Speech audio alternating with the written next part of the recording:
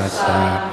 Namo tassa bhagavato arahato sama sambuddhassa.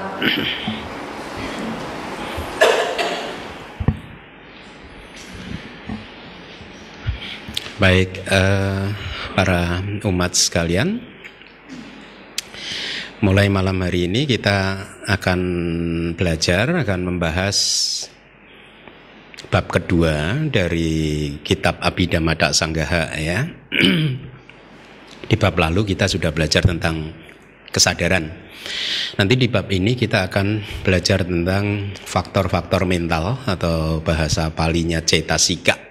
Ya, jadi kombinasi nanti dari cita dan cetasika, ya, campuran gabungan dari cita dan cetasika inilah yang sering Anda dengar sebagai nama, ya kan?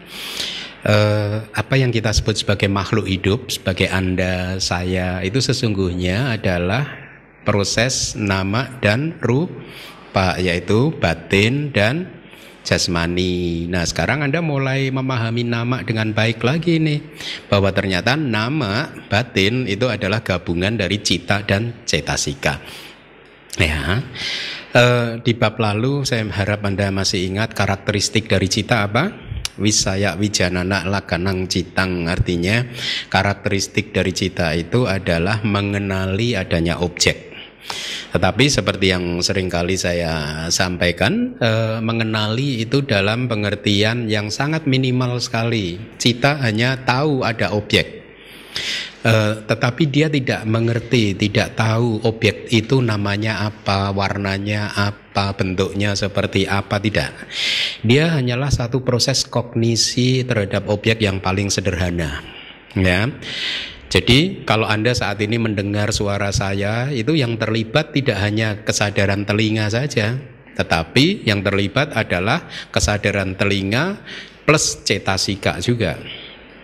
Ya, ada cetasika yang terlibat, makanya di tabel itu saya berikan angka di setiap citanya itu. Kalau Anda tahu tempatnya kesadaran telinga ada berapa angkanya? 7 ya?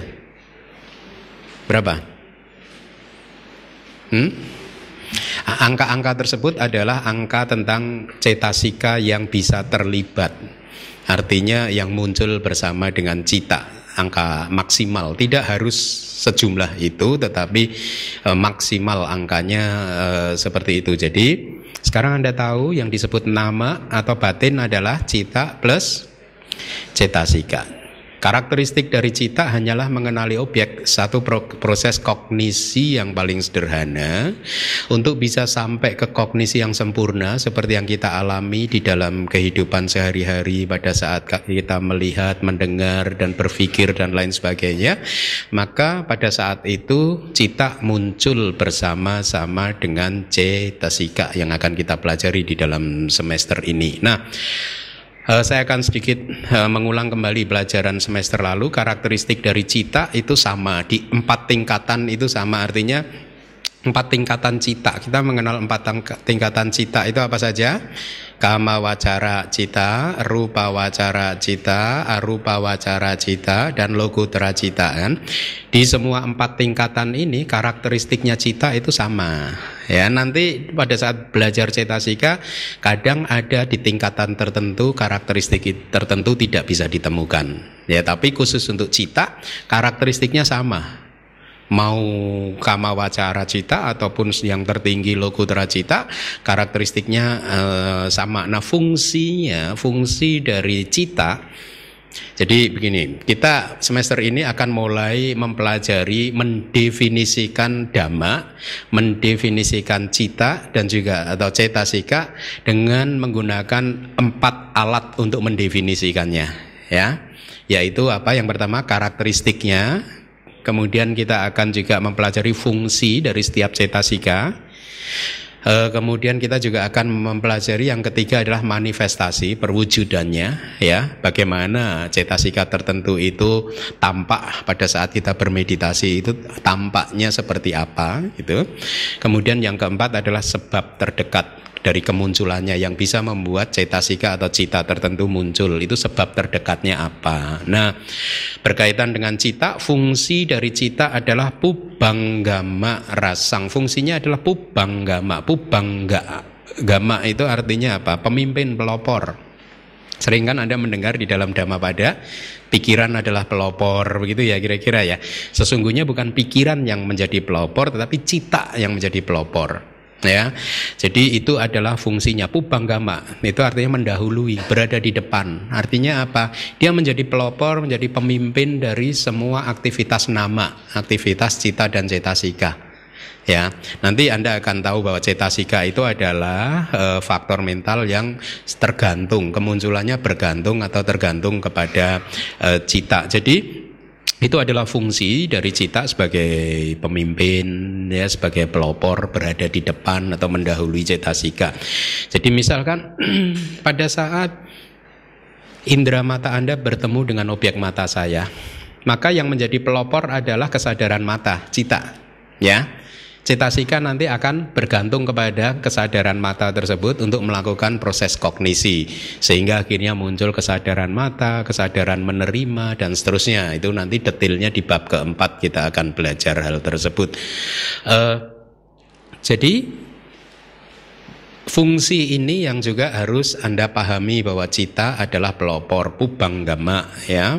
Cita itu adalah pemimpin, mendahului cetasika. Meskipun cita dan cetasika itu muncul bersama-sama, tetapi cita dianggap sebagai pemimpinnya, sebagai pelopornya, ya. Jadi kalau di kitab tafsir itu di kitab Dhammasangganyattakatha, ya, diberi perumpamaan seperti ini. Seperti apa? Seorang penjaga kota yang menjaga kota, dia berdiri di perempatan, di tengah-tengah perempatan, dan kemudian dia bisa mengetahui si A muncul dari pintu utara, dari sebelah sana, si B muncul dari sebelah kanan, si C muncul dari sebelah kiri, begitu, ya. Jadi itu adalah fungsi dari cita, dia sebagai pelopor dan juga dalam proses mengenali objeknya, ya. Nah, manifestasinya, artinya manifestasi itu adalah penampakannya. Pada saat Anda bermeditasi, cita itu kelihatannya itu seperti apa sih? Apakah sebagai benda berwujud yang mempunyai warna merah, biru, dan lain sebagainya? Tidak, ya. Cita tidak berbeda dengan rupa yang mempunyai bentuk, mempunyai warna, dan lain sebagainya. Cita hanyalah satu energi saja. Nah, penampakannya adalah di dalam mata meditator adalah sebagai satu proses yang berkesinambungan, proses yang sambung menyambung secara sempurna, seolah-olah tidak terputus. Tapi kalau samadhi Anda itu berkembang, cita itu sesungguhnya antara satu cita dan cita yang kedua itu ada jedanya, ya, terputus, tidak menyambung secara sempurna. Saya harap Anda masih ingat perumpamaan tentang barisan apa? Semut hitam. Apakah semut satu dan semut yang keduanya gandeng, dempet? Apa itu istilahnya? Lengket, tersambung? Tidak kan? Ada jedanya kan? Nah, kira-kira seperti itulah proses batin Anda, ya. Jadi saat ini Anda melihat ke arah saya, mendengar ke arah saya, berpikir tentang apa yang Anda dengar, itu seolah-olah proses tanpa putus kan? Ya. Tetapi kalau Anda bermeditasi, Anda akan melihat ternyata ada jeda antara satu cita dan juga cita yang lain. Inilah yang disebut menyambung secara sempurna, seolah-olah tersambung padahal tidak. Atau bahasa palinya itu sandana pacupadana. Jadi manifestasinya itu sandana, tersambung secara sempurna sebagai satu kesinambungan proses. Tanpa bantuan samadhi saat ini kita kesulitan, bahwa sesungguhnya ternyata proses melihat, mendengar, dan berpikir itu adalah 3 proses kognitif yang berbeda yang muncul saling bergantian, silih berganti.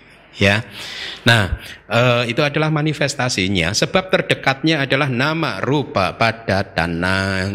Artinya sebab terdekat kemunculan dari cita adalah adanya nama rupa, adanya batin dan jasmani. Saat ini contohnya Anda bisa melihat atau kesadaran melihat muncul Kenapa kesadaran melihat muncul? Karena ada rupa, yaitu apa? Saya sebagai objeknya, atau indera mata Anda itu juga merupakan bentuk rupa.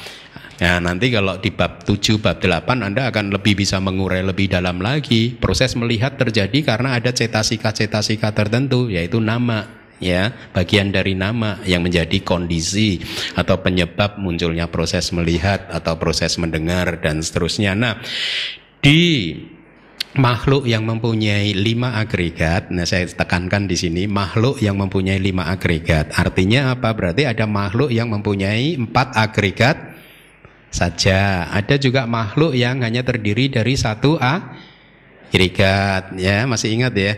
Makhluk yang terdiri dari 4 agregat yaitu makhluk arupa Brahma, karena hanya mempunyai nama saja, tidak mempunyai rupa. Arupa Brahma, arupa, tidak mempunyai rupa, dia tidak mempunyai jasmani, ya. Yang terdiri berarti yang ini hanya nama saja, nama kanda, yaitu agregat batin yang terdiri dari apa saja?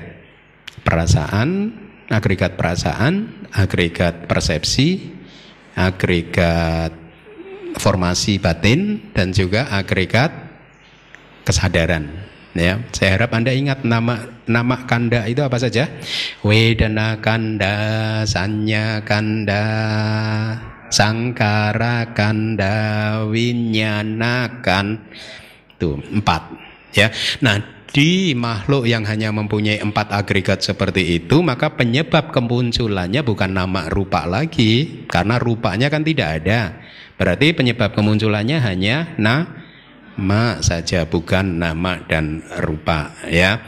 Nah, itu kira-kira karakteristik, fungsi, manifestasi, dan sebab terdekat kemunculan dari cita. Tadi saya sampaikan bahwa apa yang Anda pahami, apa yang kita pahami sebagai saya, sebagai aku, sebagai makhluk hidup, itu sesungguhnya menurut Buddhism adalah nama dan rupa, atau pancakanda, atau 5 agregat, ya.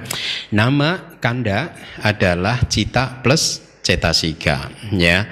Setelah Anda mempelajari cita, maka sekarang kita akan membahas tentang cetasika. Kenapa? Apa yang dimaksud dengan cetasika? Ceta itu nama lain dari cita, ya. Jadi kalau di dalam teks itu ceta, cita, winyana, mana, mano, itu istilah-istilah yang merujuk kepada batin, ya. Ceta plus ika digabung jadi ceta sika. Ika itu tergantung, bergantung, berarti tergantung kepada cita. Jadi sesuatu yang tergantung kepada cita itu disebut sebagai ceta sika. Tetapi saya terjemahkan, atau Bhikkhu Bodhi menerjemahkannya sebagai mental factors, atau faktor-faktor mental yang saya ikuti terjemahannya, ya. Faktor-faktor mental jumlahnya ada 52, ya. Jadi cetasika adalah realitas hakiki yang kedua setelah cita, ya. Jadi lihat, Anda sudah mulai masuk ke potongan puzzle yang kedua, yaitu tentang belajar tentang cetasika, ya.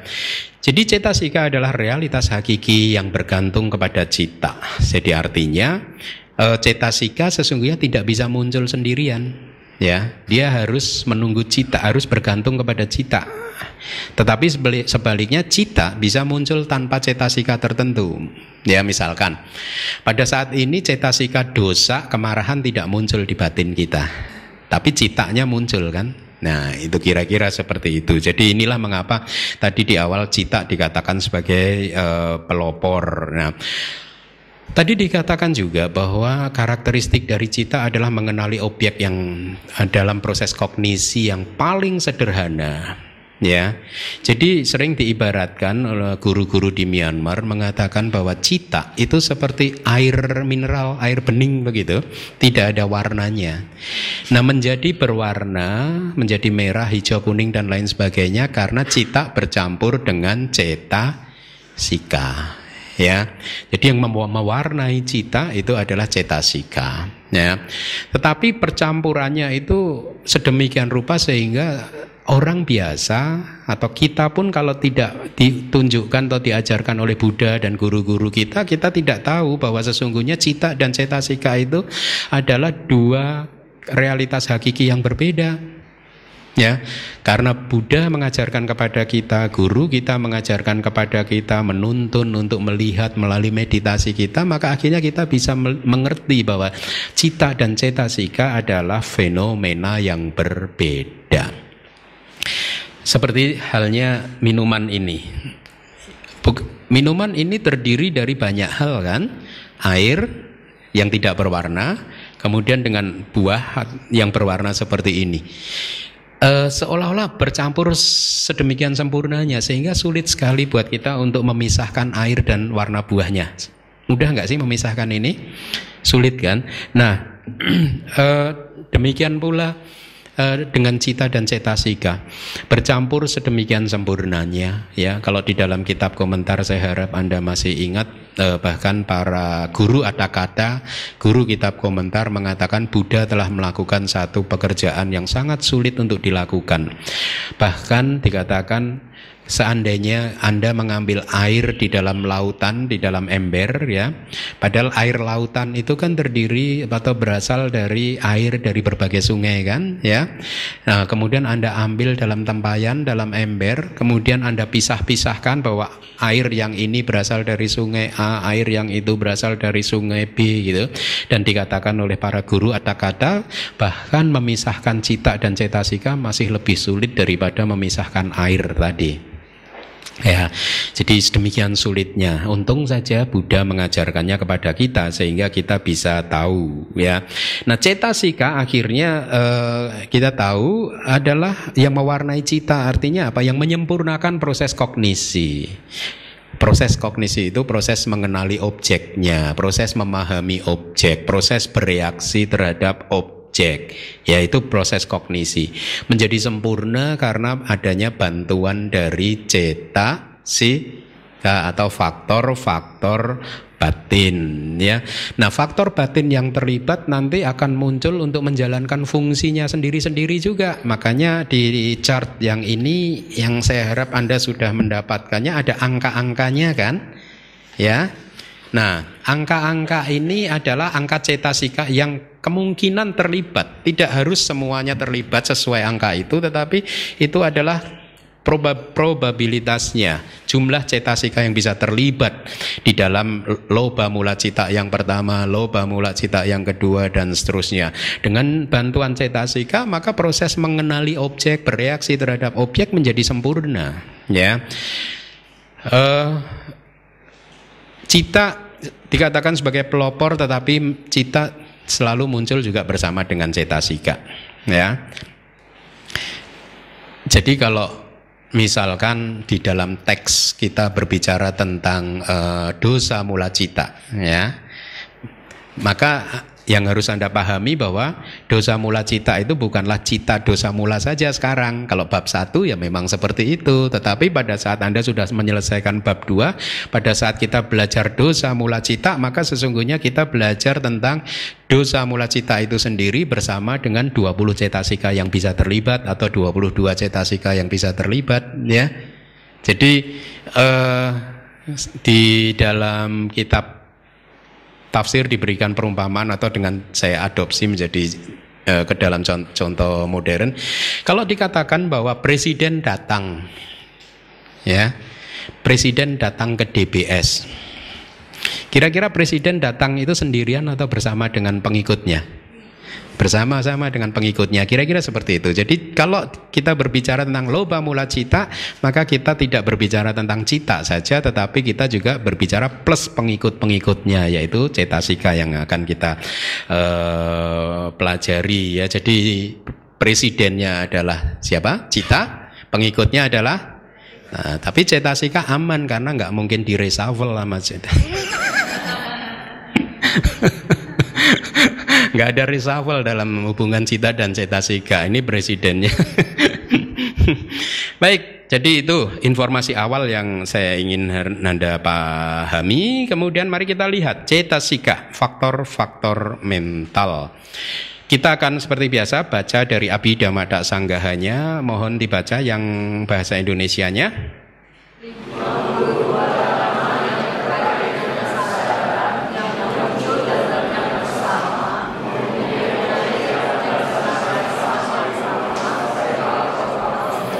Nah, Anda cermati 52 dhamma ya, seperti yang pernah saya katakan, kalau kita menemui kata dhamma dengan D kecil ini bisa berarti apa saja. Bisa berarti fenomena, dalam hal ini berarti dhamma ini adalah cetasika ya. Ada 52 cetasika yang terkait dengan kesadaran. Kemudian kalimat berikutnya itu ada 4 poin yang harap Anda ingat-ingat. Muncul bersama dengan cita, 1. Poin kedua, lenyap bersama dengan cita, poin kedua. Poin ketiga, mempunyai objek yang sama dengan objeknya cita. Kemudian poin yang keempat apa? Mempunyai landasan yang sama ya dengan cita. Jadi artinya apa? Cetasika ini karakternya kalau dihubungkan dengan cita itu 4 tadi. Sebagai satu entity, wujud, fenomena, cetasika itu muncul bersama dengan cita, ya, lenyap bersama dengan cita, mempunyai objek yang sama dengan cita. Artinya begini ya, nanti akan saya jelaskan detailnya. Kalau saat ini kesadaran mata Anda melihat ke arah saya, maka cetasika yang terlibat juga melihat ke arah saya. Objeknya sama, ya, mempunyai landasan yang sama dengan cita. Kalau kesadaran mata Anda muncul karena ada landasan mata kan, ya, maka cetasika juga mempunyai landasan mata sebagai landasannya. Kira-kira seperti itu. Jadi 4 hal ini harus Anda pahami. Ini adalah apa? Bisa dikatakan sebagai karakteristik dari cetasika. Nah, tadi sudah saya katakan cita itu mempunyai karakteristik apa? Mengenali adanya objek. Dalam hal karakteristik ini berarti sesungguhnya ada berapa cita? Ada satu saja. Cita sebagai satu fenomena batin, fenomena mental itu hanya satu fenomena saja. Tetapi variasinya menjadi 89 atau 121 itu karena cita muncul salah satu alasannya bersama dengan cetasika yang berbeda-beda. Variasinya menjadi akhirnya 121 atau 89 secara singkat. Nah, kalau di dalam kitab teks itu menjadi 89 karena dibedakan menjadi berdasarkan buminya, tingkatannya. Masih ingat? Ada tingkatan apa saja berarti? Bumi, kama wacara, rupa wacara, arupa wacara, dan lokutra. Kemudian berdasarkan jatinya cita menjadi 89, yaitu jenisnya. Ada berapa jenis? 4 lagi, yaitu kusala, akusala, wipaka, kiriya. Kemudian dibedakan berdasarkan sampa yoga dhammanya atau dharma yang berasosiasi dengannya, seperti pandangan salah atau kebijaksanaan ya, dan lain sebagainya. Maka cita juga bisa menjadi akhirnya kita ketemu. Atau kemudian dibedakan juga berdasarkan sangkaranya, ada yang spontan, ada yang tidak spontan. Kemudian dibedakan jadi atau berdasarkan faktor jananya, vitaka, wicara, piti, suka, ekagata. Kemudian dibedakan berdasarkan objeknya. Ya, kesadaran mata itu melihat objek mata, kesadaran telinga mendengar suara, objeknya berbeda-beda. Sehingga akhirnya cita jumlahnya menjadi 89 atau dibedakan berdasarkan magga dan pala. Nah, ini di dalam kitab teks. Jadi sesungguhnya cita hanya ada satu, tetapi menjadi 89 karena dibedakan berdasarkan apa yang sudah saya sebutkan tadi. Nah, jadi pada awal-awal kelas ini Acarya Anuruddha di dalam kitab Abhidhamma Pitaka akan menganalisa terlebih dahulu 52 cetasika ini. Kita akan analisa satu persatu dulu ya. Kita akan pelajari sifat, ciri, karakteristik, fungsi dan lain sebagainya dari masing-masing dari 52 cetasika ini ya. Nanti setelah kita selesai menganalisa, kemudian kita akan mencoba untuk mensintesakannya dengan 2 metode, yaitu Sanggaha Naya atau metode asosiasi, kombinasi, bagaimana cita dan cetasika bergabung begitu ya. Jadi kita akan uraikan satu persatu. Nah, berkaitan dengan 4 karakteristik dari cetasika, yang pertama apa tadi? Muncul bersama dengan cita. Nah, kenapa harus ada 4 karakteristik? Nah, ini adalah pola dari Abhidhamma. Karena Abhidhamma itu memberikan batasan-batasan dengan presisi yang sangat tinggi sehingga kita bisa memahami fenomena tertentu tidak salah memahaminya, gitu. Oleh karena itu semua didefinisikan dengan sangat detail sekali. Termasuk cetasika ada 4. Kenapa tidak hanya didefinisikan sebagai fenomena yang muncul bersama dengan cita saja? Tidak. Ya, karena kalau cetasika itu adalah fenomena yang muncul bersama dengan cita, maka ada fenomena lain juga yang muncul bersama dengan cita, yaitu rupa. Nanti, ya. Nah, kalau dikatakan cetasika itu muncul bersama dengan cita, artinya begini, keberlangsungan. Muncul itu keberlangsungan. Usia kehidupan cita dan usia kehidupan cetasika yang sangat singkat sekali. Nah, di dalam Abhidhamma, usia kehidupan, masa berlangsungnya cita cetasika yang sangat singkat sekali ini dibedakan menjadi 3 sub-momen. 3 momen, sub-momen, yaitu apa? Muncul, berlangsung, lenyap. Ini yang dimaksudkan muncul bersama dengan cita dan lenyap bersama dengan cita itu dalam 3 sub-momen ini, cetasika bersama dengan cita. Muncul, berlangsung, lenyap. Atau bahasa palinya upada titik bangga, pada titik bangga, ya. Jadi tidak bisa dikatakan definisinya hanya satu saja bahwa cetasika adalah dhamma yang muncul bersama dengan cetasika, karena rupa materi itu juga ada yang muncul bersama dengan cita. Oleh karena itu untuk membatasi supaya rupa kita tidak bingung dengan memasukkan rupa sebagai cetasika, maka definisi yang kedua kita beri, yaitu apa? Dibatasi. Di samping muncul bersama dengan cita, dia juga lenyap bersama dengan cita. Ya, dengan demikian rupa tertentu menjadi dikeluarkan dari definisi ini. Paham ya maksudnya ya? Kenapa ada empat karakteristik? Kenapa? Karena rupa itu masa berlangsungnya, kalau cita tadi hanya muncul, berlangsung, lenyap, ya, katakanlah ini satu cita kana, satu momen dari kesadaran, maka rupa itu usianya 17 kali lebih panjang. Ya.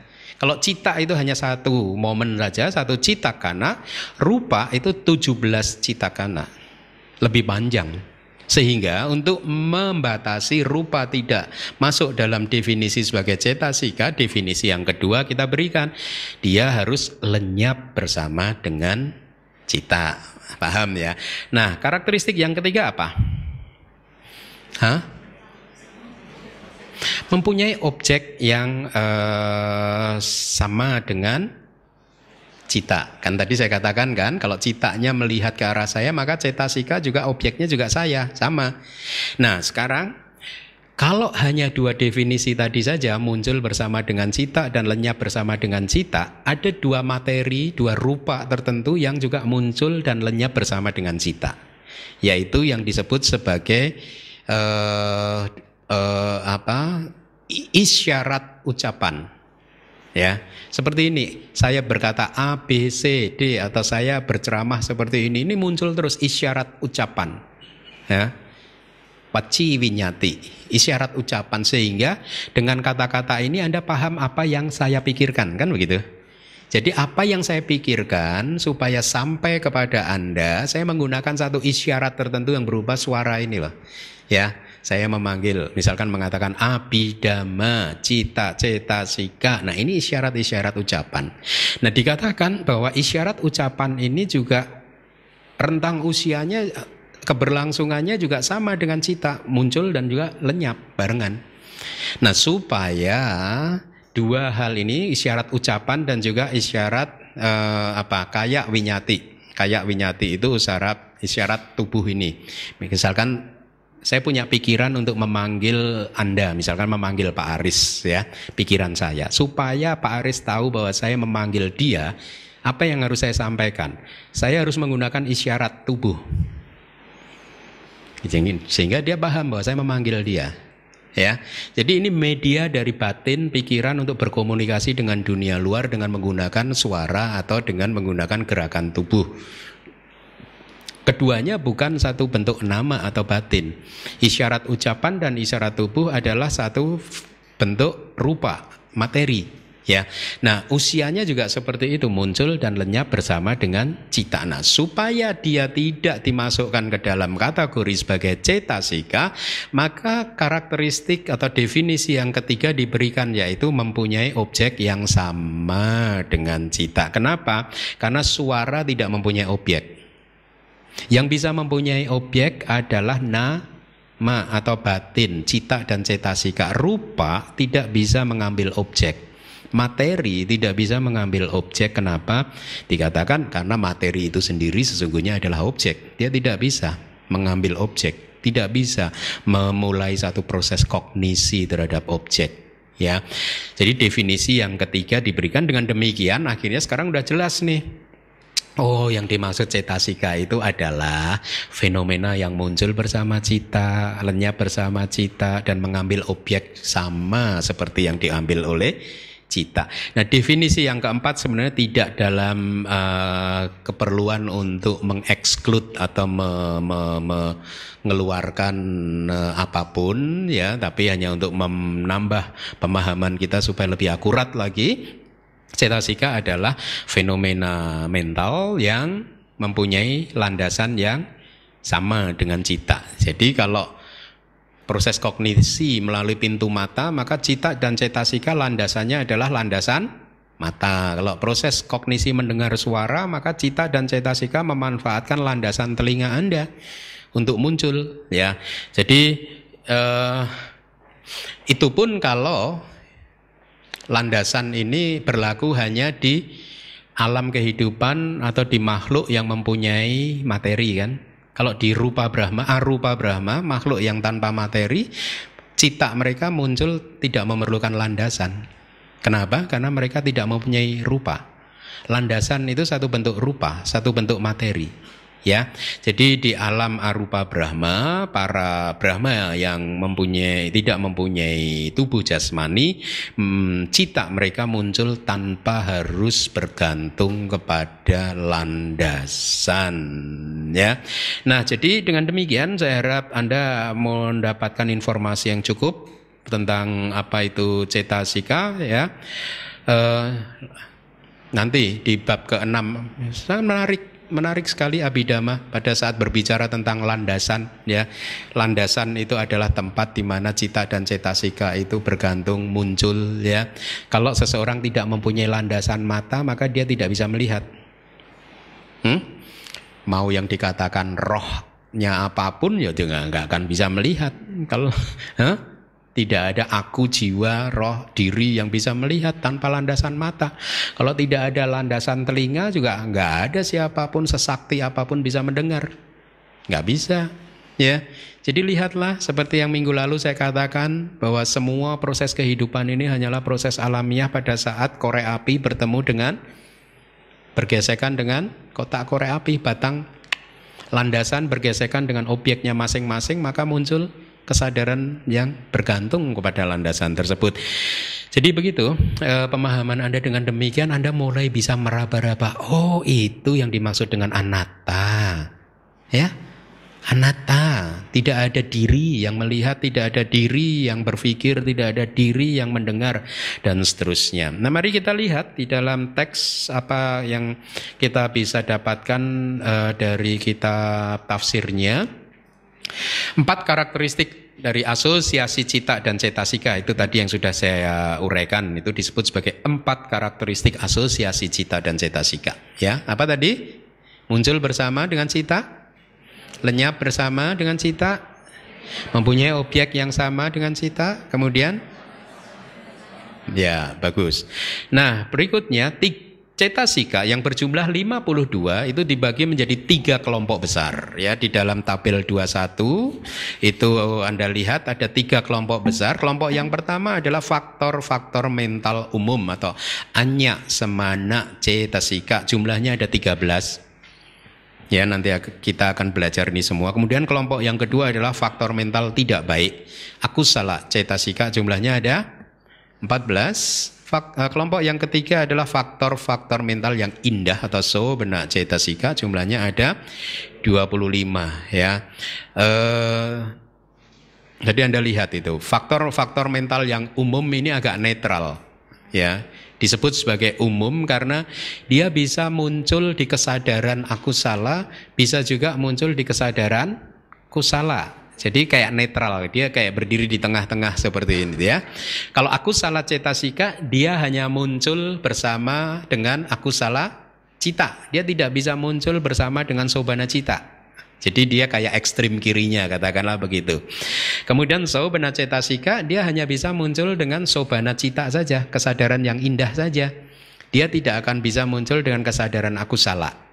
Ya, jadi pengelompokannya sedemikian rupa. Inilah mengapa Abhidhamma sebagai satu kitab yang hanya terdiri dari mungkin 50 halaman kitab kecil saja, itu menjadi sangat terkenal kalau di Myanmar atau untuk para pelajar Buddhis, pelajar Abhidhamma di dunia ini, karena Acarya Anuruddha telah dengan sangat bagusnya mengelompokkan apa yang ada di dalam Abhidhamma, menyingkat ya, karena komposisi cetasika yang kita pelajari di Abhidhamma Sanggaha itu sebenarnya hanya ringkasan yang dilakukan oleh Acarya Anuruddha, pengarang bukunya, dari meringkas Abhidhamma Pitaka.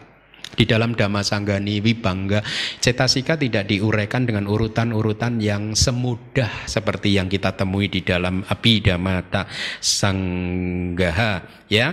Nah, mari kita lihat lagi. 52 cetasika mempunyai karakteristiknya masing-masing ya.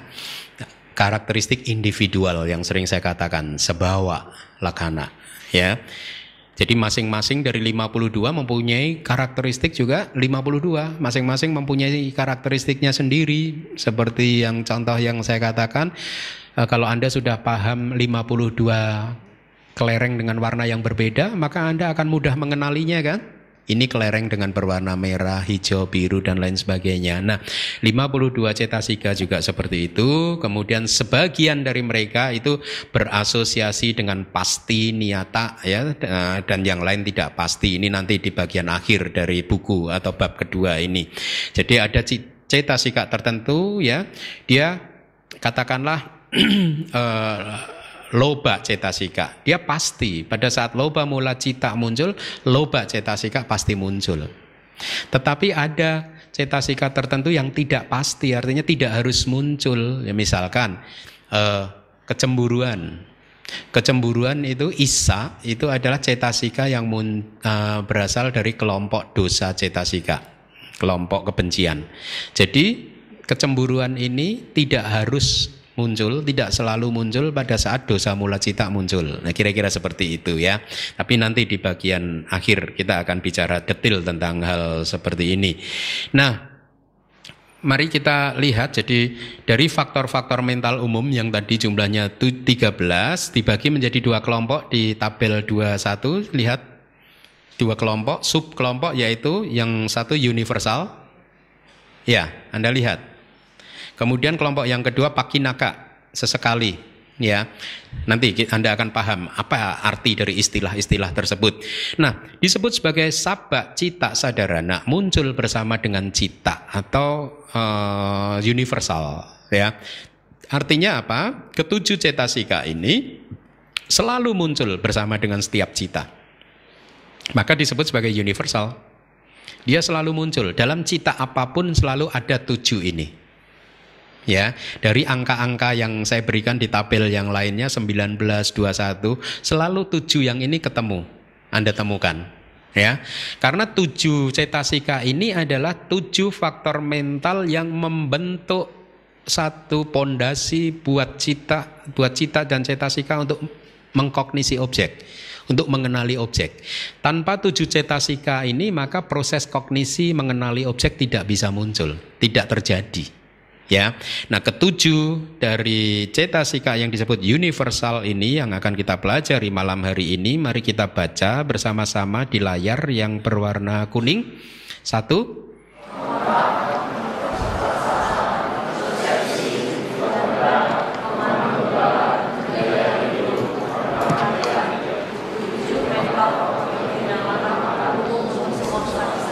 Ya, artinya umum untuk semua kesadaran berarti dia selalu ada di setiap kesadaran. Ya, dia selalu ada. Ya, tetapi walaupun saya berikan bahasa Indonesianya, saya harap Anda hafalkan juga bahasa Palinya seperti yang ada di dalam tabel. Mari kita baca. 1, phassa, wedana, sanya, cetana, ekagata, jiwitindriya, manasikara. Ya, saya sudah memberikan contoh untuk menghafal dengan lebih mudah di ini ya kemarin ya. Apa? Dengan menggunakan singkatan-singkatan. Ya, ya Anda harus hafal. Ini harga mati, nggak bisa ditawar. Phassa, wedana, sanya, cetana, ekagata, jiwitindriya, dan manasikara. Ya, Anda harus hafalkan Palinya. Karena kalau Anda hafal Palinya lebih menguntungkan. Kenapa? Karena terjemahan bahasa Indonesia, bahasa Inggris bisa berbeda-beda. Masih lebih untung bahasa Inggris karena ada biku body. Ya, jadi kita semua sekarang referring untuk ininya ke beliau. Ya, ada keseragaman. Ya, tapi kalau Anda udah paham bahasa Palinya, hafal bahasa Palinya itu lebih bagus. Ya, nah, mari kita lihat komentarnya. Ya, jadi tadi sudah saya sampaikan faktor mental umum ada 13 dibagi menjadi 2 kelompok, subkelompok, yaitu yang universal ada 7 yang akan kita pelajari malam hari ini, dan yang sesekali ya minggu depan kita akan pelajari itu. Iya, mungkin ada baiknya Anda mengenal kata Palinya ya. Anya semana. Anya semana. Anya itu apa? Yang lain gitu. Ya. Jadi kalau semana sama ya sama-sama yang lain. Jadi kalau istilahnya kalau Anda bisa bergaul dengan semua kelompok, maka Anda ini orang yang anyak semana. Kesana bisa, kesini bisa, sama, equal. Ya, tidak condong ke sini, tidak condong ke kanan kira-kira ya. Itu istilahnya anyak semana. Jadi di sini diterjemahkan sebagai faktor mental umum karena dia bisa muncul hampir dengan semua cita. Khususnya yang universal itu muncul dengan semua cita. Ya, jadi tadi saya katakan bahwa 7 cetasika tersebut adalah 7 faktor mental yang sangat penting di dalam proses kognisi kan? Ya, nanti Anda lihat apa yang dimaksud, kenapa ini sangat penting, sangat esensial di dalam proses kognisi. Ya, tanpa adanya 7 cetasika ini proses kognisi tidak muncul. Ya, nah mari kita lihat. Yang pertama adalah phassa, kontak adalah cetasika yang menyentuh objek, definisinya. Menyentuh objek. Jadi saat ini ada phassa cetasika dari kesadaran mata Anda yang muncul bersama dengan cakuk winyana yang menyentuh ke arah saya. Itu yang berfungsi seperti itu adalah, yang mempunyai fungsi seperti itu adalah cetasika yang bernama phassa. Ya, karakteristik dari phassa adalah secara mental dia menyentuh, bukan menyentuh secara fisik. Tapi secara mental dia menyentuh gitu. Seperti ini contoh di dalam kitab tafsir, keluarnya air liur pada saat seseorang melihat makan buah masam, makan mangga gitu. Ya, yang makan buah mangga orang lain, tetapi kenapa yang keluar air liur Anda? Hah? Betul. Ya kira-kira seperti itu. Itu efek dari phassa. Efek dari cetasika yang disebut kontak, phassa. Atau contoh lain misalkan kalau Anda hidup di tempat gelap, hutan katakanlah begitu ya, ada kejadian-kejadian tertentu yang membuat Anda seolah-olah itu kayak tidak bisa bergerak. Ya, misalkan melihat cahaya yang kemudian persepsi Anda mengatakan itu adalah hantu, dan kemudian Anda seperti nggak bisa bergerak begitu. Yang menyebabkan kenapa bisa seperti itu karena phassa tadi menyentuh objek tadi, sehingga akhirnya muncul reaksi-reaksi yang lain gitu ya. Dikatakan di dalam kitab Dhammasangganiyatakata ada beberapa informasi yang saya rasa Anda juga bagus untuk mengetahui kenapa phassa disebutkan sebagai yang pertama di dalam urutan 52 cetasika ya. ada penjelasan, ini hanya untuk urutan ajaran saja, karena mau nggak mau disebutkan satu persatu harus ada yang pertama disebutkan, ya. Tetapi juga ada analisa yang lain, karena ini faktor yang juga dikatakan paling esensial. Pasa menyentuh objek sehingga akhirnya yang lain bisa menikmati objeknya, itu, ya. Walaupun sesungguhnya semuanya muncul bersama-sama, kan tadi definisinya muncul dan lenyap bersama-sama dengan cita, ya. Ya, jadi pasa muncul bersama dengan cita. Nanti kalau Anda belajar Patijja Samuppada, pasa paccaya wedana. Karena ada kontak, maka wedana perasaan muncul. Karena ada kontak saat ini, maka perasaan muncul. Nah, perasaan dan kontak, ini menarik nih nanti kalau di bab 8, bisa muncul bersama-sama. Dalam satu momen bisa muncul bersama-sama, tetapi juga pasa paccaya wedana, kontak muncul hari ini, wedananya besok. Bisa. Wedana tertentu, itu misalkan Anda melihat seseorang tadinya tidak muncul perasaan suka, ya, tetapi besok setelah Anda pikir, ingat lagi dengan orang tersebut, perasaan suka muncul. Ya, jadi kontak yang hari ini memunculkan perasaan besok itu. Kalau di dalam Padhana itu disebut pekatu panisaya, pekatu upanisaya, itu artinya hubungan yang si wedana tadi, perasaan suka tadi mendapat dukungan yang sangat kuat secara alamiah dari pasa yang muncul sebelumnya. Kira-kira seperti itu. Nah, dikatakan bahwa ya ada kata palipattama abhinipata, itu artinya benturan yang pertama. Jadi pasa itu adalah benturan batin yang pertama kepada objek, meskipun kembali lagi semua muncul dan juga lenyap bersama-sama. Nah, pasa itu seperti pilar gedung di dalam kitab komentar, ya, yang menjadi pendukung utama untuk atap, seperti pilar ini, ya. Dia mendukung balok, mendukung atap, mendukung mungkin kuda-kudanya dan lain sebagainya. Jadi pilar inilah yang mendukung, dan pasa itu adalah pendukung utama dari proses kognisi, ya. Cita dan cetasika yang lain itu seperti baloknya, kemudian usuk, ya, bahasa Indonesia, ya, usuk ada, ya, balok, kuda-kuda dan lain sebagainya. Nah, kolom inilah pasa, dia penopang utama dari proses kognisi. Nah, tadi disebutkan bahwa karakteristiknya apa? Secara mental menyentuh, contohnya seperti keluarnya air liur seseorang pada saat melihat orang lain yang makan buah masam. Karakteristik ini dikatakan sebagai tanda, ya, sehingga kita tahu, oh, itulah pasa. Kita kira-kira seperti itu, ya. Itulah kontak. Jadi inilah karakteristik individual dari pasa, yaitu apa? Menyentuh objek, ya. Karakteristik ini bisa Anda temui di 4 tingkatan cita. Masih ingat, ya, 4 tingkatan cita. Semuanya di 4 tingkatan cita karakteristiknya sama. Nah, di kitab Dhammasanggani ada kata diberikan contoh lain untuk supaya kita lebih paham lagi tentang bagaimana pasa ini bekerja. Seperti 2 domba yang bertarung. Nah, pertemuan ini adalah pasa, atau 2 simbal bertemu. Ya, 2 telapak tangan ini bertemu, ini gesek pertemuan ini, ya, menyentuh ini, inilah yang disebut sebagai pasa, ya. Benturan antara indera dan objeknya adalah pasa. Atau kalau Anda yang suka menonton film-film yang horor-horor, lihat, pada saat Anda melihat film yang sedang seru-serunya, jantung Anda berdebar.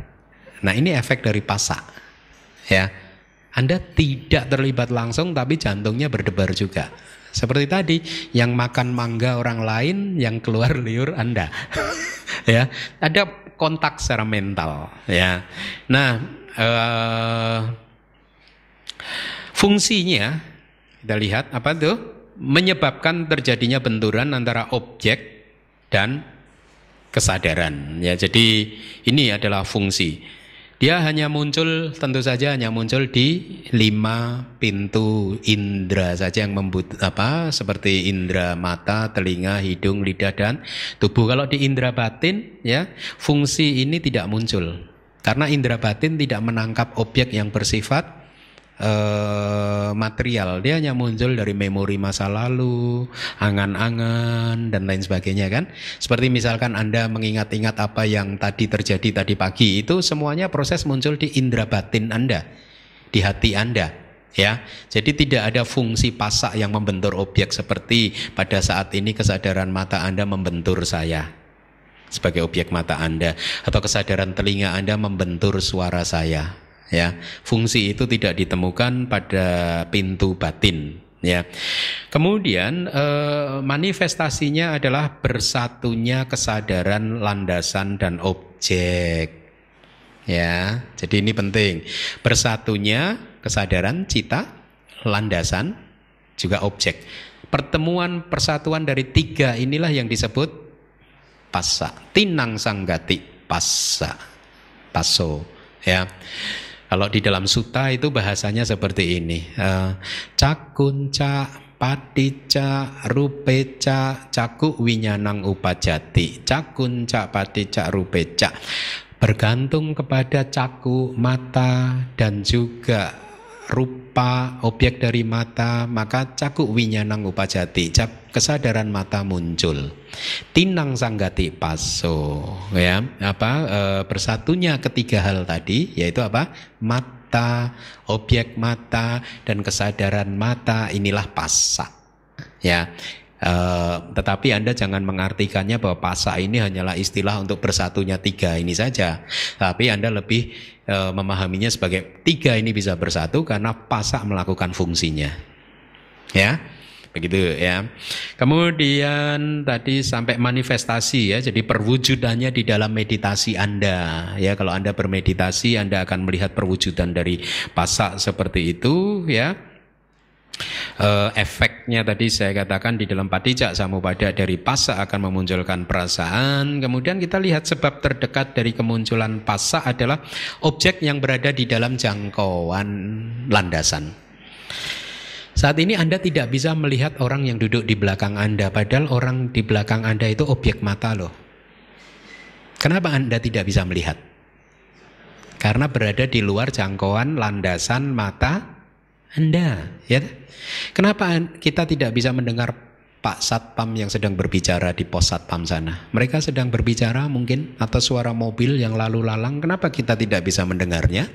Karena suara tersebut berada di luar jangkauan landasan telinga.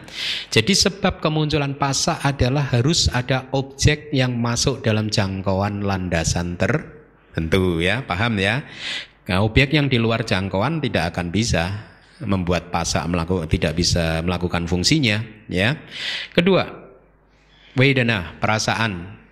Definisinya dulu, apa yang disebut sebagai perasaan? Perasaan adalah yang merasakan, mengalami atau menikmati objek. Ya, kelihatan ya. Terbaca nggak yang di sini? Terbaca ya, oke. Adalah yang merasakan, mengalami atau menikmati objek. Nah, ini menarik. Ya, perasaan. Ternyata sekarang Anda paham bahwa perasaan adalah fenomena mental yang berbeda dari passa, kontak, dari cita. Ya, ada berapa jenis perasaan yang sudah Anda pelajari, yang sudah Anda kenal? 5, apa saja? Somanasa wedana, domanasa wedana, upekha wedana, sukha wedana, dukkha wedana. Sukha wedana dan dukkha wedana atau perasaan bahagia dan perasaan sakit itu adalah perasaan. Dukkha dalam hal ini merujuk kepada jenis perasaan yang fisikal, yang berkaitan dengan fisik. Ya, seperti misalkan tangan membentur benda keras ini, kalau terlalu keras akan muncul rasa sakit, itu dukkha wedana. Ya. Jadi kata dukkha bisa bermakna macam-macam tergantung pada konteksnya. Nah, karakteristiknya merasakan itu sama di semua tingkatan cita. 4 tingkatan cita karakteristiknya sama. Jadi walaupun dhamma, cetasika yang muncul bersamanya juga merasakan objek, ya, tetapi mereka hanya merasakan sebagian saja. tidak seperti wedana. Jadi dikatakan yang merasakan objek secara penuh itu adalah wedana. Diberi perumpamaan seperti wedana ini seperti seorang raja yang menikmati makanan yang dimasak oleh juru masaknya. Juru masak istana pada saat mempersiapkan makanan, dia memasak makanan, dia mungkin kadang harus mencicipi makanannya sedikit kan, untuk memastikan supaya tidak terlalu asin, pedas dan lain sebagainya, apakah bumbunya sudah pas begitu. Pada saat dia mencicipi, dia tidak bisa mencicipi satu piring kan. Dia mencicipinya mungkin dengan jari saja, sedikit saja ya, tapi kemudian setelah makanan dipastikan enak, maka dia akan mempersiapkan makanan sedemikian rupa dengan penampilan yang menarik untuk dipersembahkan kepada raja, dan kemudian hanya raja yang menikmati makanan itu secara penuh. Dan inilah karakteristik dari wedana ya, seperti itu, merasakan objek secara penuh. Meskipun pasak kontak juga merasakan objek, tetapi dia hanya seperti mencicipi tadi. Merasakan sentuhan objek saja, sebentar saja. Tetapi yang merasakan keseluruhannya, suasana hati yang kemudian menjadi terlibat, menjadi suka, tidak suka, senang, tidak senang, itu wedana. Ya, tadi dikatakan karakteristiknya adalah merasakan itu ada di semua tingkatan, 4 tingkatan cita. Fungsinya menikmati, bawana rasa, menikmati objek. Ya, jadi kalau kita bicara tentang kata menikmati, jangan kemudian berpikir oh berarti wedana hanya menikmati objek yang enak saja ya. Berarti yang tidak enak tidak menikmati dong. Itu kan kita, pengertian duniawi ya. Tetapi dalam konteks pengertian yang hakiki, kebenaran hakiki ini, wedana ini menikmati objek. Kalau objeknya tidak enak ya, yang muncul kan domanasa wedana kan. Ya dia tetap menikmati, dalam pengertian tetap menikmati objek secara penuh ya. Kemudian manifestasinya adalah kepuasan dari faktor-faktor mental. Karena wedana sudah menikmati objek secara penuh, akhirnya faktor mental yang lain juga seolah-olah merasa puas ya. Jadi lihat, wedana ini di dalam Buddhism menempati posisi yang sangat vital sekali. Karena dari wedana inilah, dari perasaan inilah reaksi kita muncul sesungguhnya. Kita bereaksi terhadap wedana ini ya. Dan reaksi itu adalah biasanya kalau kita makhluk yang belum tercerahkan, reaksi kita terkondisi ya, terkondisi oleh pengalaman-pengalaman masa lalu kita ya. Kalau objeknya menyenangkan kita melekatinya, kalau objeknya tidak menyenangkan kita marah. Itu kan kondisi, kebiasaan-kebiasaan kita masa lalu ya. Kemudian sebab terdekatnya adalah ketenangan ya. Jadi kalau Anda nanti kesulitan menghafalkan 4 alat untuk mendefinisikan cetasika ini ya, jangan patah semangat. Cukup Anda pahami mungkin karakteristik atau fungsinya. Itu sudah cukup membantu untuk meditasi Anda ya. Minimal satu karakteristik atau fungsi Anda hafalkan. Ya. Dan itu sangat membantu, tidak hanya membantu meditasi Anda, tetapi juga membantu Anda di dalam kehidupan Anda sehari-hari ya. Supaya Anda tidak mudah terjebak oleh kilesa-kilesa Anda. Yang ketiga adalah persepsi, sanya ya. Definisinya adalah yang mencatat objek sebagai biru, kuning, merah dan lain sebagainya, itu sanya. Sanya itu adalah faktor mental yang membuat Anda tahu saya adalah asin keminda. Ya. Sanya adalah faktor mental yang membuat Anda tahu ya apapun, Anda bisa mempersepsikan sesuatu apapun itu ya. Jadi karakteristik dari sanya adalah mencatat. Jadi dikatakan mencatat seperti ini. Seperti tukang kayu ya, pada saat dia memotong-motong balok atau kayu, dia akan mencatat, memberi tanda. Potongan yang ini dia beri tanda, potongan yang itu dia beri tanda sedemikian rupa sehingga apa? Keesokan harinya pada saat dia mau bekerja lagi, dia bisa mengenali kayu-kayu tersebut. Ya, sama pada saat Anda pertama kali melihat ke arah saya, mungkin 4 tahun lalu Anda kenal saya pertama kali, Anda sebelum bertemu dengan saya Anda tidak kenal saya kan? Pada saat Anda melihat pertama kali, sanya, persepsi mencatat, oh biku yang seperti ini bernama Asin Keminda. Fungsinya adalah supaya besok kalau Anda bertemu lagi, Anda sudah langsung kenal saya, Asin Keminda. Itu persepsi. Ya, itu adalah karakteristik dari persepsi. Fungsi mengenali apa yang sudah dicatat sebelumnya. Tadi sudah saya katakan seperti seorang tukang kayu yang mengenali potongan kayu yang telah dia beri tanda ya dengan menggunakan keahliannya.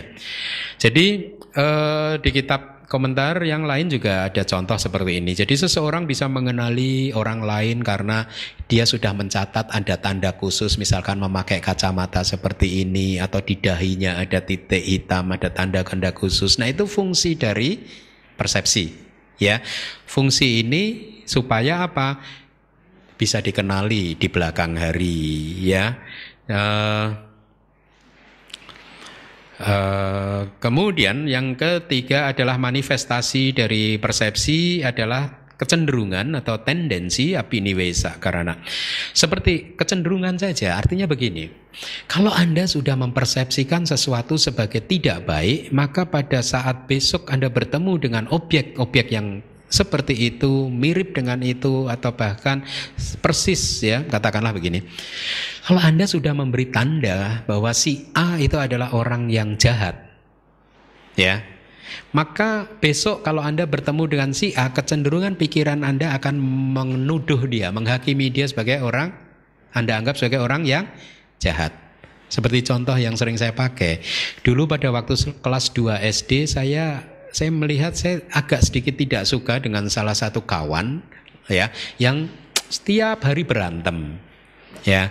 Nah, kebetulan kawan sekelas saya ini yang sok jago ini dia mempunyai cara berjalan yang khas. Ya, cara berjalan dia khas gitu. Ya, dan saya nggak suka gitu karena dia tukang ribut gitu. Suka berantem gitu. Nah, tanpa saya sadari pada saat saya beranjak remaja, saya melihat seseorang dengan cara jalan yang mirip dengan dia, langsung loh saya nggak suka sama dia. Itu persepsi, ya. Karena persepsi sudah memberi tanda seseorang yang jalannya seperti ini pasti dia tukang berantem, tukang ribut, nggak baik. Saya nggak suka, saya tolak. Jadi apa pelajaran yang bisa kita dapat dengan penjelasan saya ini? Pelajaran yang bisa kita dapat adalah hati-hati persepsi Anda bisa salah. Paham? Persepsi bisa salah, sanya bisa salah. Inilah mengapa kalau ada dua orang melihat sesuatu yang sama, diminta pendapatnya bisa jadi pendapatnya berbeda. Betul tidak? Ya betul ya. Hal yang dilihat sama, dialami bersama-sama, begitu ditanya kesannya bisa berbeda-beda. Ya, karena persepsi itu tidak bisa dipercaya, terdistorsi. Buat seseorang yang masih belum tercerahkan persepsinya masih terdistorsi. Sanya wipalasa, menganggap sesuatu sebagai kekal, penuh kebahagiaan, ada diri, indah dan lain sebagainya. Ya, itu yang disebut terdistorsi. Nah, manifestasinya kecenderungan. Seperti orang buta melihat seekor gajah, ya dia akan mendefinisikan sesuai dengan keterbatasannya. Betul tidak? Ya. Jadi kalau orang buta melihat gajah, kalau yang dia pegang adalah ekornya, maka pada saat ditanya gajah itu seperti apa? Seperti cambuk katakanlah ya. Kalau yang dipegang itu perutnya, berarti gajah itu seperti apa? Seperti kendang ya. Kalau yang dipegang itu kakinya, gajah itu seperti apa? Jadi alat penumbuk kalau di dalam kitabnya. Kalau alat penumbuk padi gitu. Jadi lihat, persepsi kita tidak bisa dipercaya. Jangan terlalu percaya pada persepsi kita. Dengan demikian kita bisa make peace dengan setiap pengalaman kehidupan. Ya, tidak menjadi korban dari persepsi kita yang seringkali hanya menjadi awal dari kemunculan reaksi-reaksi yang negatif. Nah, kenapa persepsi ini tidak bisa dipercaya? Karena biasanya persepsi itu muncul dari masa lalu seperti saya tadi. Pada saat remaja saya bertemu dengan seseorang yang belum pernah saya kenal sama sekali. Ya, Tetapi cara berjalan dia mengingatkan ke saya pada pengalaman saya pada waktu kelas 2 SD, dan otomatis saya menolak untuk bergaul dengan dia. Jadi persepsi ini selalu memakai data dari masa lalu. Ini poin ini yang harus Anda pahami ya. Sehingga artinya apa? Kalau kita pakai data dari masa lalu untuk menilai apa yang muncul di saat ini, maka kita tidak berada di saat kekinian loh. Kita menilai sesuatu yang muncul hari ini berdasarkan data-data yang kita kumpulkan dari kemarin atau tahun lalu atau 10 tahun yang lalu loh. Kita objektif nggak dengan demikian seperti ini? Enggak kan? Ya. Tetapi nanti kalau seseorang yang sudah tercerahkan, tentu saja persepsi akan jadi termurnikan, ya. Nah, kemudian sebab yang terdekat,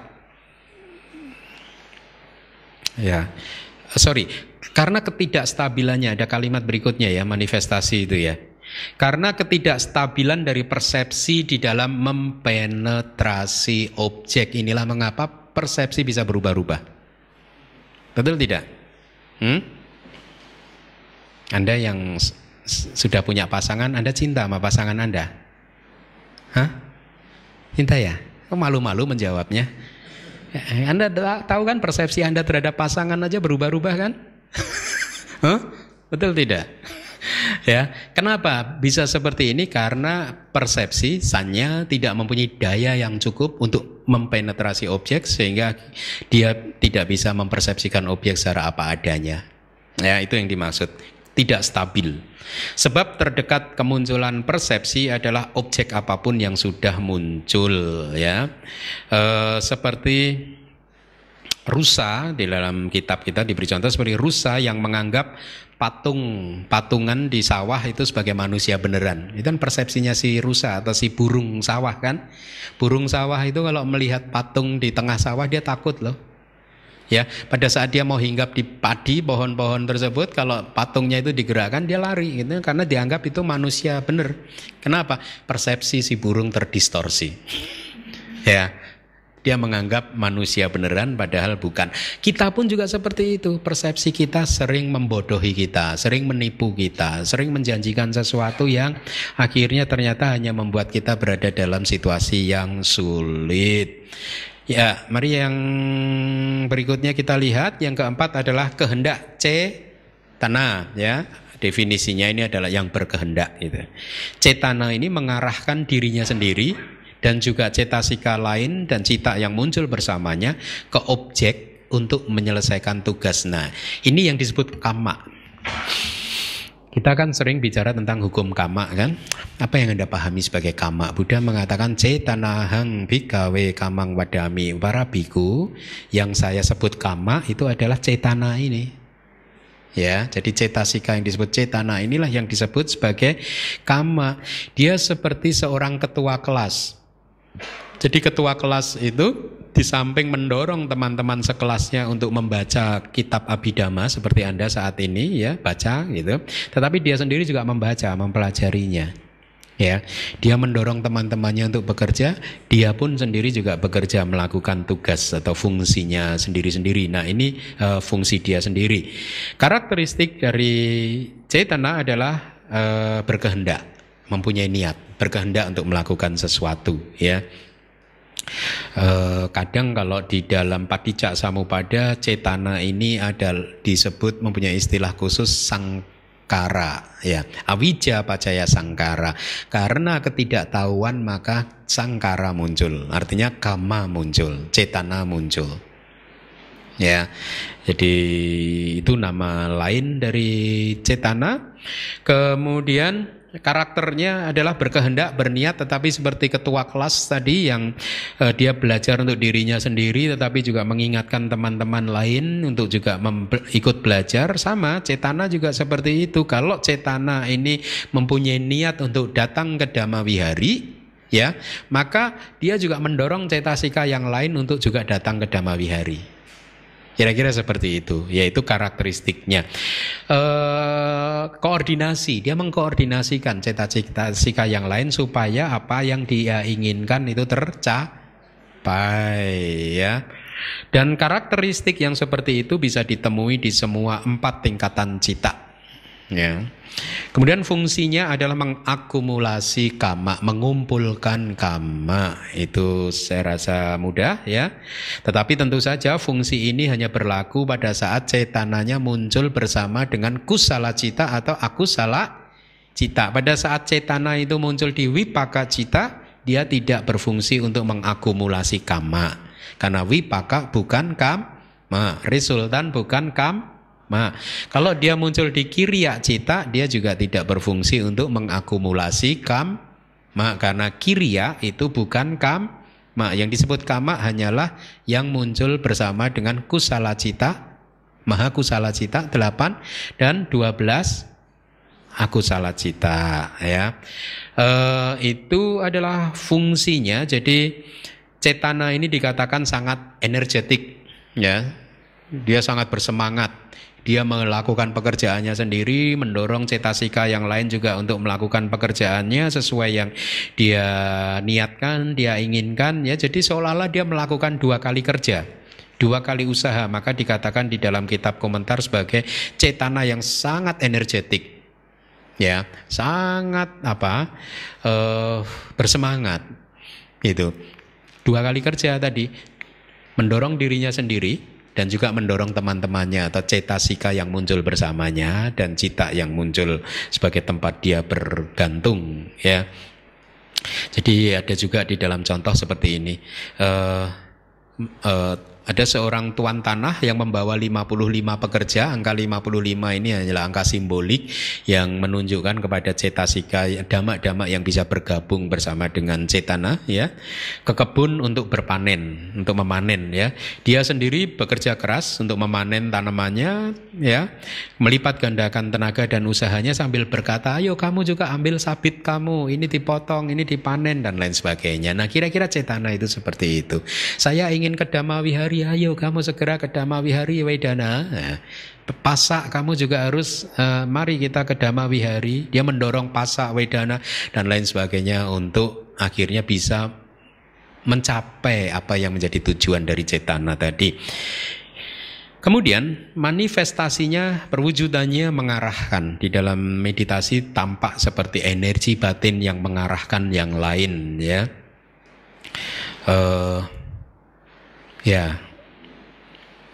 Manifestasi ini mengarahkan ya seperti tadi ketua kelas mengarahkan teman-teman kelasnya untuk ikut belajar kan, atau seperti kepala tukang kayu katakanlah mandor, dia mengarahkan tukang-tukang yang lain ya untuk melakukan pekerjaannya supaya tujuannya membangun rumah itu tercapai, atau seperti jenderal perang ya, di dalam kitab juga diberikan contoh seperti itu.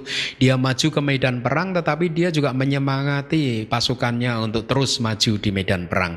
Itulah manifestasi dari cetana. Sebab terdekat kemunculan dari cetana adalah dhamma yang berasosiasi dengannya, cetasika yang berasosiasi dengannya, yang muncul bersama-sama dengannya ya. Kemudian yang kelima adalah ekagata, kemanunggalan cita. Cita sa ekaga, bawa kemanunggalan cita ya. Ini adalah nama lain dari samadhi. Kalau seseorang mencapai jhana, sesungguhnya faktor yang paling penting adalah ini, ekagata. Ekagata dia sudah berkembang secara maksimal, secara sempurna, maka seseorang mencapai jhana. Ya. Jadi samadhi, kalau kita bicara samadhi, sesungguhnya kita berbicara tentang faktor mental cetasika yang disebut ekagata. Kemanunggalan. Jadi diberi contoh seperti ini. Tepung, kalau nggak ada air, belum diberi air, tepung itu kan tercerai-berai kan butirannya kan. Pada saat dia diberi air maka dia akan manunggal, menjadi satu. Cita dan cetasika kita saat ini tercerai-berai. Betul tidak? Makanya sulit untuk mencapai samadhi. Karena cita dan cetasikanya tercerai-berai. Belum dikumpulkan oleh air yang disebut ekagata. Ya. Menarik ya. Ya, samadhi ini saya terjemahkan sebagai ketenangan ya, karena ternyata makna dari samadhi itu ketenangan pada saat air ini diam, tidak bergerak, ini kan masih bergerak. Samadhi belum muncul. Kalau dia berhenti seperti air ini dia tenang seperti itu, maka itu samadhi. Bukan konsentrasi. Kata konsentrasi kadang sangat misleading. ya, karena membuat seseorang harus memelototin objeknya gitu, ya, membuat ada perjuangan yang terlalu keras untuk membuat seseorang terkonsentrasi. Tetapi sesungguhnya enggak, samadhi ketenangan yang harus dilakukan kalau Anda ingin mencapai samadhi apa? Relax. Makanya di dalam meditasi setiap hari Sabtu saya suruh apa? Saya minta ayo kita belajar relax, tenang, supaya airnya ini lihat nih, begitu dia tenang, didiemin tidak bergerak. Sama, kalau kita meditasi mengamati nafas masuk dan nafas keluar, ya, definisi konsentrasi kadang bisa salah ditafsirkan seolah-olah kita harus mengeluarkan usaha terlalu keras untuk mengamati nafas masuk dan nafas keluar, maka yang terjadi malah apa? Udaca, gelisah, bergejolak dan lain sebagainya. Loba mula cita, dosa mula cita muncul. Tetapi kalau kita relax, akhirnya kita mencapai ketenangan, mencapai samadhi, ya. Nah, karakteristik dari Ekagata adalah kepemimpinan dan ketenangan atau tanpa tercerai-berai. Tadi sudah saya katakan ya, kepemimpinan dan ketenangan. Jadi seperti air yang mempersatukan butiran tepung tadi, dia membuat butiran tepungnya bersatu, ya, tanpa tercerai-berai, tidak tercerai-berai, itu yang dimaksud. Ya, di kitab komentar juga diberi contoh seperti nyala api lampu minyak, ya. Pada saat Anda menyalakan lampu minyak, apinya dari lampu minyak tersebut, pada saat tidak terkena angin, apinya diam, tenang kan? Itu samadhi. Kalau bergerak sedikit, berarti bukan samadhi. Jadi Anda sudah dapat clue-nya ya sekarang bermeditasi untuk mencapai samadhi bagaimana? Membuat api dari lampu minyak diam. Seperti pada saat dia tidak ada angin yang menghembusnya. Itu samadhi. Ya. Ya, dikatakan kenapa seseorang yang berada di dalam jhana, maka dia bisa berada di dalam jhana selama 3 jam, 4 jam, 5 jam atau lebih, ya.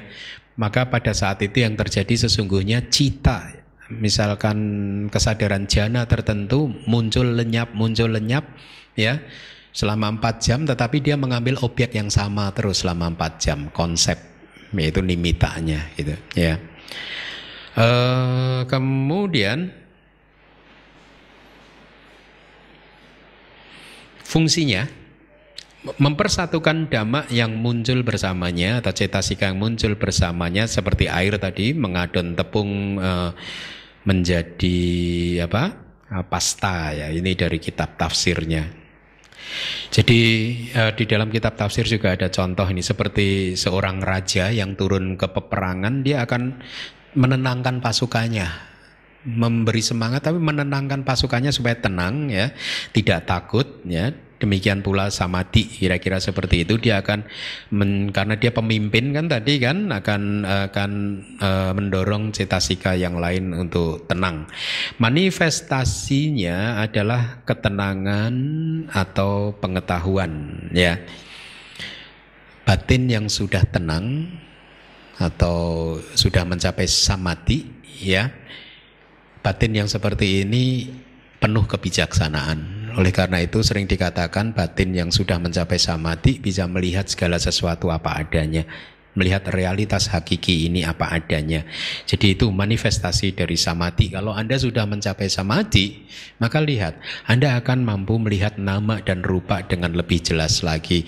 Bagaimana hubungan sebab dan akibat itu terlihat dengan sangat jelas. Bagaimana anicca, dukkha dan anatta itu sangat jelas sekali. Bagaimana reaksi-reaksi batin kita di masa lalu itu ternyata sering membuat kita menderita, ya. Sering kita tersenyum setelah kita keluar dari meditasi. Sering kali kita tersenyum, betapa bodohnya kita selama ini, ya. Kenapa dulu saya bisa bereaksi seperti itu, ya, gitu. Ya, pada saat Anda sedang bereaksi secara negatif, pada saat ini Anda tidak mampu melihat bahwa itu adalah kebodohan. Tetapi pada saat Anda sudah masuk ke alam meditatif yang sangat dalam sekali, Anda akan melihat bahwa reaksi-reaksi seperti itu adalah kebodohan. Sehingga sering kali kalau keluar dari alam meditatif seperti itu, Anda akan tersenyum-senyum. Bodoh ya dulu itu, ya. Kenapa begitu, ya? Itulah yang dikatakan manifestasi dari samadhi, pengetahuan akan muncul. Ya. Sebab terdekatnya kebahagiaan, nah ini harus Anda pahami. Kalau Anda ingin memunculkan samadhi, maka berlatihlah untuk menjadi orang yang bahagia. Ya, banyak senyum. Jangan kayak robot. Diem aja. Kalau kamu kok diem aja, kan cool. Enggak cool lah kayak gitu. Samahito yata bhutang janati pasati, ya dia akan memahami dan melihat ya, seseorang yang sudah mencapai samadhi ya, yang sudah tenang seperti itu, janati pasati akan tahu dan akan melihat yata bhutang realitas apa adanya, realitas atau sesuai dengan realitas ya. Baik, yang keenam, jiwitindriya atau indera kehidupan mental. Saya katakan ada mentalnya karena nanti di bab ke-6 Anda juga akan bertemu dengan kata yang sama, jiwitindriya, tetapi kali ini adalah di bab ke-6 adalah indera kehidupan materi yang menjamin supaya tubuh kita ini tetap bisa berlangsung, muncul lenyap, muncul lenyap. Nah, kali ini kita berbicara tentang cetasika, maka kita sedang berbicara tentang indera kehidupan yang bersifat mental. Jiwita, jiwitindriya, jiwita dan indriya. Jiwita itu kehidupan, ya, adalah dhamma yang muncul bersamanya. Jadi artinya yang membuat sesuatu menjadi hidup, bisa berlangsung dalam 3 sub momen tadi, muncul, bertahan sesaat, lenyap. Yang bisa menjamin kelangsungan muncul, bertahan, dan kemudian akhirnya lenyap adalah jiwitindriya atau cetasika jiwitindriya. Karakteristiknya adalah merawat, apa itu? Merawat dhamma yang muncul bersamanya, artinya apa? Memastikan cetasika yang muncul bersamanya untuk bisa berlangsung dan sampai akhirnya lenyap. Ya, itu yang dimaksud ya. Tanpa jiwitindriya maka cita cetasika tidak bisa menjalankan kelangsungannya, ya, tidak bisa selesai ininya. Nah, fungsinya adalah membuat dhamma yang muncul atau cetasika yang muncul bersamanya bisa melangsungkan eksistensinya, ya. Jadi jiwitindriya inilah yang merawat cetasika tanpa henti sehingga mereka semua bisa berlangsung, muncul, berlangsung dan juga lenyap, ya. Diberi contoh seperti air yang merawat keberadaan teratai, ya. Jadi air tersebut memastikan supaya teratainya tetap hidup.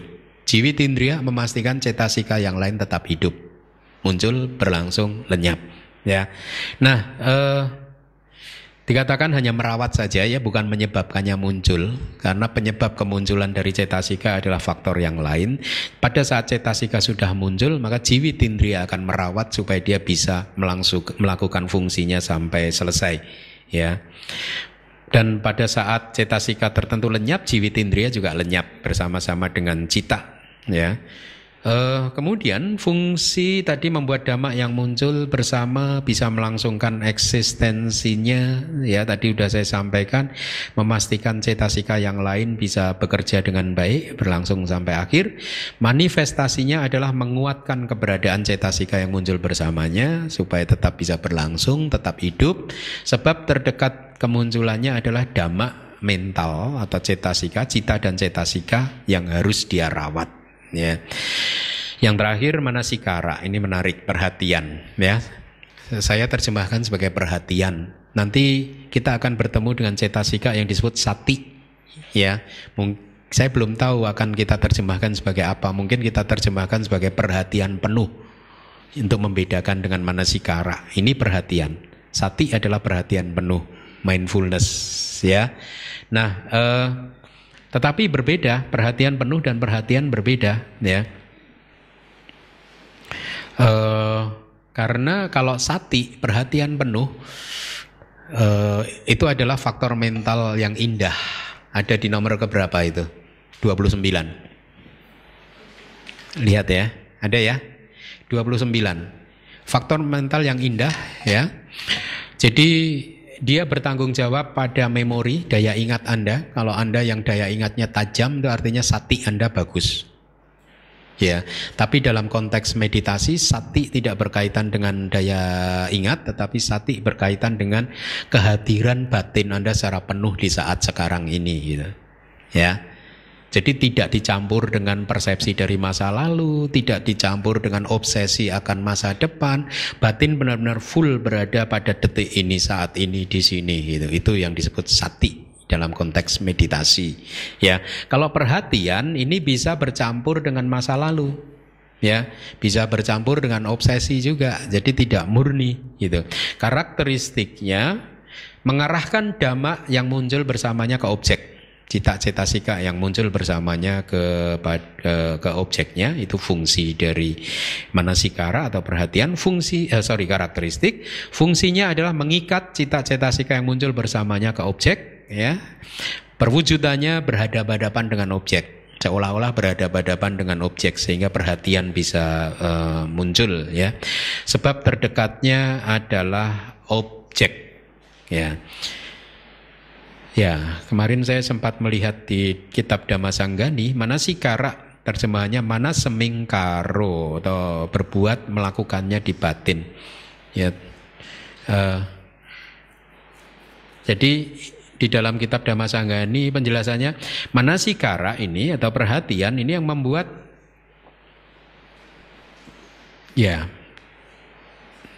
mengarahkan batin ke objek, membuat batin bisa berbeda. Saat ini mengarah ke sini, nanti mengarah ke yang lain mengarah ke yang lain.